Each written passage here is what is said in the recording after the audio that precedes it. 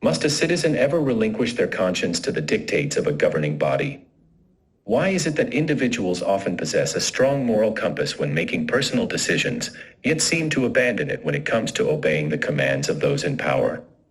In this discussion, we'll explore the intricate psychology of obedience, delving into why people tend to submit to authority figures even when it means carrying out actions that would otherwise seem unethical.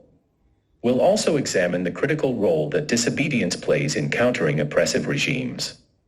The opening words of Henry David Thoreau's renowned work, Civil Disobedience, echo a sentiment that resonates even in the present day.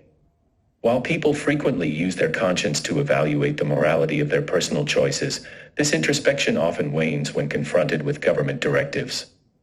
This video aims to uncover the mechanisms underlying this phenomenon, shedding light on why individuals comply with authority figures and engage in acts that might appear morally questionable. Obedience, a term denoting adherence to authority, has its merits in certain contexts, such as maintaining family structures or upholding laws that prevent harm. However, history serves as a grim reminder that unchecked obedience can lead to devastating outcomes.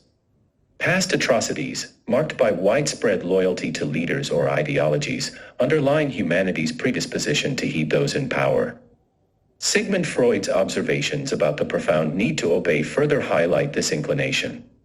The roots of this obedience can be traced back to humanity's evolutionary history, where hierarchical societies favored those who could differentiate between ranks and adhere to role-based actions.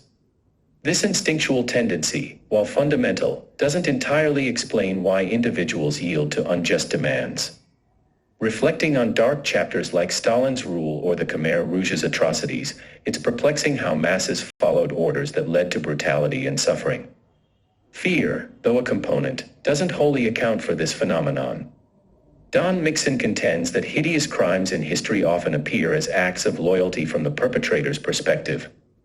This cognitive dissonance, rooted in justifications, shields people from recognizing the immorality of their actions. Michael Huemer adds that cognitive biases, including the status quo bias, blur the line between just and unjust actions. This bias, coupled with a desire for conformity and indoctrination, sustains the illusion of government legitimacy. Disobedience, on the other hand, requires a conscious rejection of these biases.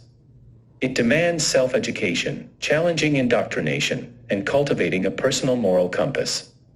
Loss of confidence in rulers' competence and increasing surveillance can erode obedience. A society under constant scrutiny mirrors the gaze of an ever-watchful deity, fostering compliance. However, courageous souls willing to question, dissent, and disobey are pivotal in challenging tyranny and progressing societies. In conclusion, the complex interplay of evolutionary inclinations, cognitive biases, and the status quo contributes to the willingness to obey authority figures, even when faced with moral dilemmas. Recognizing this psychological landscape can empower individuals to overcome these biases and embrace their conscience. Disobedience, fueled by critical thinking and the courage to challenge power, is a necessary force that has propelled humanity forward. It's only through the resistance of the brave few that societal progress and the safeguarding of freedom can be ensured.